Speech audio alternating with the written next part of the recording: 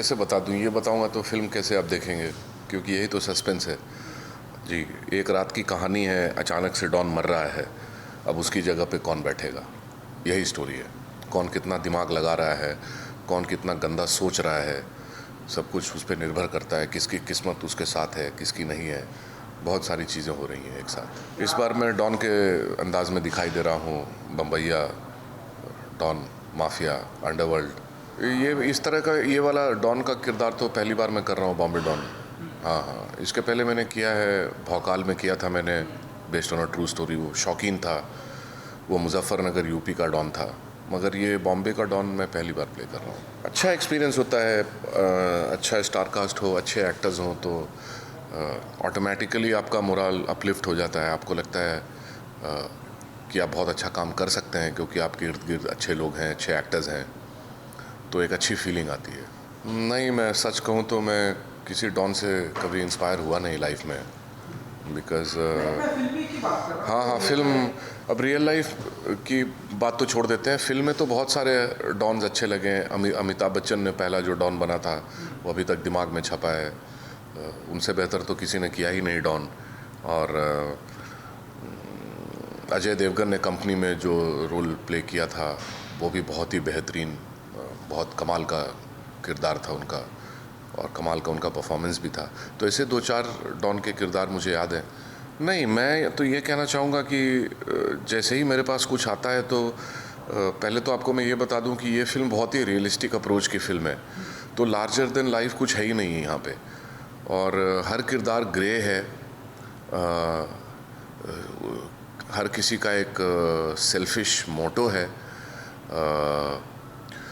तो मैं कहूँगा कि ये काफ़ी रियलिस्टिक अप्रोच के साथ फिल्म थी, तो मैंने कोई रेफरेंस या कुछ ऐसा यूज़ नहीं किया है इस फिल्म के किरदार को प्ले करने के पहले। मैंने जब पढ़ा, सब कुछ मुझे सीन में ही दिख रहा था, जिस तरह से सीन्स डिज़ाइन किए हुए थे, तो मुझे ज़रूरत नहीं पड़ी कि मैं कोई रेफरेंस को कंसल्ट करूं या कुछ देखूं या कुछ पढ़ूं। मेरे लिए काफ़ी था जो वहाँ पे हो रहा था, और एक रियल जोन में सब कुछ चल रहा था। तो ये फिल्म थोड़ी सी रियलिस्टिक अप्रोच के साथ बनी है। जब मैं पढ़ लेता हूँ मुझे समझ में आ जाता है कि क्या करना है। सीन्स जो लिखे होते हैं, जो किरदार जो डिस्क्राइब किया होता है, उतना ही काफ़ी हो जाता है मेरे लिए। और फिर डायरेक्टर अपना फीडबैक देते हैं कि वो क्या चाहते हैं मुझसे, तो ये दो तीन चीज़ें मिला के मेरे लिए काफ़ी हो जाता है। ये चेंजेस तो इनको कोई रोक नहीं सकता, चेंजेस जब होते हैं तो होते ही हैं। कोविड के टाइम पे लोगों को मौका मिला, घर बैठे बैठे लोगों ने पूरी दुनिया की मूवीज़ और वेब सीरीज़ देखना शुरू कर दिए, जिससे उनका टेस्ट डेवलप हो गया। तो अब वो अच्छी चीज़ें देखना चाहते हैं, थैंक गॉड। और उसके अलावा अच्छी चीज़ों को अप्रिशिएट कर पा रहे हैं। Content is the king now. Content अच्छा है तो लोग देखना पसंद कर रहे हैं, अच्छे एक्टर्स हैं तो लोग देखना पसंद कर रहे हैं। तो ये एक अच्छा दौर है, वेब सीरीज़ का दौर भी बहुत अच्छा है, बिकॉज सिनेमा में बहुत कम लोगों को बहुत कम किरदार होते हैं, हीरो हीरोइन और विलन के अलावा, जिनके पास मौका होता है अपना टैलेंट दिखाने का, बिकॉज उतना वक्त उनको उनके किरदार को दिया नहीं जाता। मगर यहाँ वेब सीरीज़ में वक्त का कोई तकाजा नहीं, वक्त की कोई कमी नहीं। 8 एपिसोड का 9 एपिसोड हो सकता है, अगर अच्छे परफॉर्मर्स हैं, अच्छे सीन्स हो रहे हैं, होल्ड कर रहे हैं, तो उस पर काम किया जा रहा है, जिससे छोटे से छोटे एक्टर को भी मौका मिल रहा है कि वो अपना टैलेंट दिखा सके, जो बहुत ही इनकरेजिंग बात है। तो ये सब मिला के मुझे ऐसा लगता है कि बहुत अच्छा दौर है। वो आप देखेंगे तो समझ में आएगा कि कैसे चल रहा है, क्या हो रहा है, कौन चाल चल रहा है, कौन चाल चलवा रहा है। वो बहुत सारी चीज़ें हैं वहाँ पे। देखिए, डॉन का सफाया तो होना ही चाहिए, बिकॉज डॉन्स सोसाइटी में कुछ ऐड नहीं करते, वो सोसाइटी से लेते हैं पर सोसाइटी को कुछ प्रदान नहीं करते। इलीगल काम रहते हैं उनके, तो गवर्नमेंट उनको रहने नहीं देगी। फिर मुझे ये लगता है कि डॉन एक ऐसा तत्व है जो सदियों से चला आ रहा है, भले ही उसका नाम आज डॉन है, पहले कोई और काम करते थे। तो एक पैरेलल दुनिया क्रिएट करके चलते हैं क्रिमिनल्स, और उनकी दुनिया भी हमारी दुनिया के साथ पैरेलली चलती है। बहुत लेवल्स बड़े बड़े हो जाते हैं, कई बार लेवल इतने बड़े हो जाते हैं कि वो सरकार के साथ भी चलने लगते हैं। ये सिर्फ इंडिया की बात नहीं है, पूरी दुनिया की बात कह रहा हूँ। एक पैरेलल इकॉनमी रन करता है ड्रग्स मनी। कुछ तो होते हैं जो पावर में भी होते हैं वो। जी, पावर में हैं, बिना पावर के भी हैं। तो ये हैंड इन ग्लव्स है। कई बार मिल के एक दूसरे का ये लोग साथ भी लेते हैं। तो ये बहुत ही कॉम्प्लिकेटेड सिस्टम है। मेरे हिसाब से इनका सफाया होना चाहिए, बिकॉज अब इनकी ज़रूरत है नहीं। मगर कब सफाया होगा, कैसे होगा? जब सफाया हो जाएगा तो ये लोग फिर से प्रकट हो जाएंगे। ये कब से हो रहे हैं, कब से चलता रहेगा? तो ये दुनिया है, यहाँ it takes all the kinds to make this world. जी हाँ, मैं फैंस को कहूँगा कि अपने नज़दीकी सिनेमा घरों में जाइए, अपने दोस्तों के साथ, परिवार के साथ इस फिल्म को देखिए। साफ़ सुथरी फिल्म है। बहुत समय के बाद आपको अंडरवर्ल्ड माफिया की एक अलग दुनिया दिखने को मिलेगी। मेरे हिसाब से असली डॉन तो हमारा डायरेक्टर है। क्या उसने कहानी लिखी है और उसी ने डायरेक्शन की है, और बहुत ही बढ़िया कहानी। जैसे मैं पहले भी कहा था कि फिल्म तो अपना नसीब लेके आती है, वो कितना चलती है नहीं चलती है वो किसी के हाथ में नहीं होता। लेकिन एक चीज़ तो गारंटीड है कि ये फिल्म, इसकी कहानी, इसका स्क्रीन प्ले जो है वो डेफिनेटली एक केस स्टडी बनेगा फिल्म स्टूडेंट्स के लिए। जिस तरीके से इसका स्क्रीन प्ले, इस तरीके का नयापन है इस कहानी में, आई थिंक। बाकी तो एक कमर्शियल फिल्म को जब आप प्रमोट कर रहे होते हो तो उसमें आपको ये करनी होती है कि कौन डॉन बनेगा, डॉन की कहानी है ये वो, उसकी नहीं है। ये फिल्म जो है वो एक मुंबई की एक ऐसी रात की कहानी है जिसमें कुछ ऐसे हादसे होते हैं, कई ऐसे हादसे होते हैं जो यहाँ के अंडरवर्ल्ड और सिस्टम और पुलिस सबको हिला के रख देते हैं। किसी को समझ में नहीं आता है कि ये कौन कर रहा है, क्या कर रहा है। ये उस एक रात की कहानी है, वन नाइट। और सबसे फनी बात यह है कि मेरे पास जब इस कहानी को लेके एक ऑफ़र आई थी तो जैसे हमारा जो काम देखते हैं अक्षय, वो बताते हैं कि एक ये है, एक सो एंड सो है, एक ये है, एक वो है, और एक ये है, तो एक रात की कहानी है। मैंने कहा एक रात की कहानी है मतलब 35-40 रातें जो है वो करनी पड़ेगी। मैंने 1-2 बार 3 बार ये किया है। आदमी एक भूत की पिक्चर में कर रहा था, उसमें 40 रातें आदमी खुद भूत बन जाता है वो 40 रातों में। पूरा सिस्टम, नेचुरल सिस्टम ही हिल जाता है आपका। तो मैंने कहा यार ये तो मैं नहीं करता हूँ अब नाइट शूटिंग। 1-2 रात किसी फिल्म में निकलती है, ठीक है, बट 40 रातों वाली फिल्में तो मैं ना बोल देता हूँ यार, नहीं हो पाता है।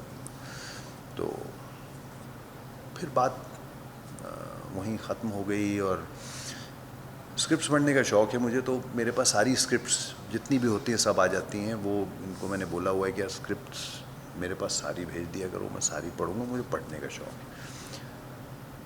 तो एक रात को, शाम को एक्चुअली, मैं उस रात को पढ़ने के लिए मैं एक स्क्रिप्ट जो है वो निकाला। उसमें मैंने देखा कि ये हिंदी में एक स्क्रिप्ट पढ़ी हुई है, काफ़ी डिटेल्ड टाइप की लग रही थी।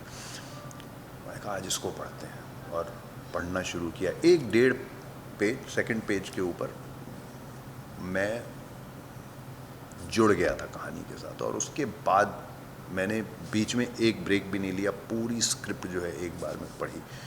और इमीडिएटली मैंने अपने मैनेजर को फ़ोन किया और मैंने कहा यार ये कौन सी है, इसका प्रोड्यूसर कौन है? तो बोला ये तो कौन सी वाली की बात कर रहे हो आप? तो मैंने बोला ये इसका नाम ये है और ये हिंदी में है और बॉम्बे की शूट है ये। तो बोलता ये तो वो वाली लग रही है जो जिसको हमने ना बोल दी थी 35-40 रात वाली। तो मैंने कहा यार इनको फ़ोन करो, इनसे पूछो अगर इन्होंने किसी और को कास्ट नहीं को। टाइम बीत गया था काफ़ी बीच में, नहीं किया है तो फिर करो। और अगर इन्होंने किसी और को भी कास्ट कर लिया उस रोल में तो इनको ये बोल दो कि कोई और किरदार छोटा मोटा हो मैं करूँगा, और मैं मतलब I want to be a part of this film. So luckily हमारी किस्मत थी कि अगले दिन उन्होंने बोला कि नहीं, हमने उस रोल के लिए नहीं किसी को अर्ज़ किया। मैंने इमीडिएटली बोला, मैंने कहा भाई आप ये ऑन करो, मैं आई एम ऑन, आपको जैसा जितने भी नाइट्स चाहिए ले लो, but we will do this film because I wanted to be a part of. Script भी दमदार है, और उसके बाद मेरा क्वेश्चन उनके साथ सिर्फ इतना था कि देखिए समझिए, मैंने स्क्रिप्ट पढ़ी है तो माइंड ब्लोइंग है, मतलब there is no two ways about it, this script is outstanding, but ये जो आपने लिखा है क्या है, आप इससे बना लोगे? तो उन्होंने जवाब नहीं दिया था, उन्होंने सिर्फ एक हंसी दी थी कि करके, और नहीं नहीं सर बिल्कुल पूरी जान लगा देंगे, ऐसा करके कुछ बोला था, एंड ऑल दैट व्हाटएवर। और मैंने पहले दिन उनके साथ शूटिंग की, और नेक्स्ट डे मुझे, उस दिन जब मैं घर वापस आया तो मुझे थोड़ा ऐसा लगा कि यार मैंने क्यों इस इंसान से ऐसा पूछा था कि आप बना लोगे, ये इतना अच्छा काम था। नेक्स्ट डे जाके मैंने उनको बोला था, मैंने कहा आई एम सॉरी मैंने आपसे ऐसा पूछा था। तो बोले आप ऐसा क्यों बोल रहे हो? तो मैंने कहा नहीं, मैंने एक दिन आपके साथ काम किया और मुझे ऐसा लगा कि you know what you are heading into, so I am sorry that I even asked you that question. So I think some films are special, और ये एक ऐसी कहानी है और ऐसी फिल्म है जो कहीं ना कहीं डेंट मार सकती है, और मैं उम्मीद करता हूँ कि मारे तो मज़ा आएगा। हाँ, अब आई थिंक 25 के आसपास होगा, आई थिंक 25-26 के आसपास, क्योंकि बहुत सारा पोर्शन ना उन्होंने डे में कन्वर्ट कर दिया था, तो लकीली उससे भी बहुत सेफ्टी हो गई, क्योंकि लॉट्स ऑफ सीन्स हालांकि नाइट सीन थे मगर इंटीरियर थे, तो उसको तो दिन में आप कर सकते हो। जब आप बाहर रोड के ऊपर हो और वो सब सारा चल रहा है, ड्राइविंग है और ये है, ओपन में है, वो सब तो नाइट में होगा। बट बहुत वेल प्रिपेयर्ड थे ये लोग, मतलब मैंने नहीं सोचा था कि जब कोई मोस्टली जो न्यू लोग होते हैं वो इतने प्रिपेयर्ड नहीं होते हैं। हालांकि इन्होंने किया हुआ है, काफ़ी काम किया हुआ है। के मेनन के साथ इन्होंने अभी एक वेब सीरीज़ ख़त्म की है, मुर्शिद करके, जिसकी फुटेज मुझे इन्होंने दिखाई थी, मुझे बहुत पसंद आई थी। तो वहाँ पे भी मैंने इनको बोला था कि यार इसको इस तरीके से क्यों नहीं करते ये जैसा मुर्शिद में किया है। उन्होंने बोला वो अलग स्टोरी है, अपनी अलग स्टोरी है, तो अपने को एक अलग तरीके से करना है। बट इतना प्रिपेयर्ड और इतना वेल प्रिपेयर्ड थे ये लोग हर चीज़ को लेके, मैंने एक्सपेक्ट नहीं किया था। नहीं देखिए, है आप किस अंदाज में दिखाई, सबसे ज़्यादा इस फिल्म में थ्रिल है, थ्रिल और सस्पेंस है। ड्रामा फुल वोल्टेज पे रहने वाला है, और एक्शन है मगर बड़ा रियलिस्टिक टाइप का एक्शन है, बहुत ऐसा ओढ़ने आड़ने वाला नहीं है, मतलब बहुत रियलिस्टिक जैसा। क्योंकि इस फिल्म की खासियत यह है कि जब आप बैठ के इसमें देख रहे हो तो भले कोई एक बहुत बड़ा गैंगस्टर हो या कोई भी हो, आप रिलेट कर पा रहे हो कि हाँ यार ये तो ऐसे ही तो होते हैं सब, थोड़े ना कोई ऐसे मारता है तो सब उड़ते हैं। वो अलग होती हैं फिल्में, वो मसाला होता है उसमें, एक अलग आपका एंटरटेनमेंट, सीटी मार, वो सब चीज़ें अलग होती हैं। मगर सीटी ऐसी फिल्मों पे भी मारी जा सकती है यार, ऐसी फिल्मों पे भी डायलॉग्स पे और एक्शन पे और उस तरीके से करने पे भी ऐसे चलता रहेगा। हम अनरियलिस्टिक हैं भाई, हमारा सफाया मत करना 19 को आ रही है। बट ये हर जगह पे हुआ है। अगर आप अमेरिका में भी देखेंगे, न्यूयॉर्क में और इन सब जगहों में, जहाँ पर सब कुछ एक, जब चीज़ें एक पीक पे पहुँच जाती हैं उसके बाद फिर सफाई होनी शुरू होती है। हम लोग ये रियलाइज़ नहीं करते हैं कि जब जड़ से चीज़ ऊपर आ रही हो उसी टाइम पे सफाई कर दो तो उस लेवल पे पहुंचने की ज़रूरत नहीं पड़ेगी। बट ये एक नेचुरल सी चीज़ रही है। अगर आप वर्ल्ड वाइड भी देखेंगे, ये सब चीज़ें जो हैं ये एक पीक पे पहुंचती हैं, उसके बाद फिर उनकी सफाई होती है। तो देखिए, नॉर्मली ऐसा होता है कि ट्रेलर को लोग देखते हैं और वो बहुत अच्छा ट्रेलर है यार, मज़ा आ गया है एंड ऑल दैट व्हाटएवर, लेकिन उनकी एक्साइटमेंट ट्रेलर को देख के बहुत अच्छी लग रही होती है, मगर वो इतने कन्विंस नहीं होते कि वो हॉल में जाके फिल्म को देखेंगे। तो मुझे जो अच्छी चीज़ इस ट्रेलर को लेके लगी है वो ये है कि यार ट्रेलर बहुत अच्छा है, इसको हॉल में देखना चाहिए फिल्म को जाके, क्योंकि उनको कोई ऐसी चीज़ फिल्म के अंदर, उसके ट्रेलर के अंदर दिख रही है जो उनको कन्विंस कर रही है कि हम थोड़ा थिएटर में जाके देखें तो मज़ा आएगा। तो मुझे लगता है कि अगर वैसा कुछ हो तो सबके लिए अच्छा होता है, टीम के लिए भी अच्छा होगा, प्रोड्यूसर्स के लिए भी अच्छा होगा, डायरेक्टर के लिए भी अच्छा होगा। मगर ये डेफिनेटली ऐसी फिल्म है जिसका स्क्रीन प्ले जो है, मैंने जैसा आपको पहले भी कहा था कि ये केस स्टडी बनेगा फिल्म स्टूडेंट्स के लिए, और 100% बनेगा, क्योंकि मैं एक बहुत थ्रिलर वाला आदमी हूँ। मुझे थ्रिलर पढ़ना, थ्रिलर देखना, ये सब चीज़ों का बहुत शौक़ है। और अगर मैं किसी के साथ बैठूँ तो मैं उसके साथ आराम से एक बाउंस बोर्ड की तरह एक स्क्रिप्ट के ऊपर थ्रिलर के अंदर बहुत अच्छे से काम कर सकता हूँ। और मेरे जैसे इंसान को फ्लॉज नहीं दिखे स्क्रीन प्ले में, तो मैं ये दावे के साथ कह सकता हूँ कि इसका स्क्रीन प्ले जो है ये डेफिनेटली जो है केस स्टडी बनेगा। लेकिन मेन मुद्दे पे आते हैं कि भाई 19 तारीख को फिल्म आ रही है, और एक ऐसी मेरी फिल्म है जिसमें मुझे लगता है कि बहुत दम है बड़े पर्दे पे कुछ कमाल दिखाने का, तो प्लीज़ सपोर्ट कीजिएगा।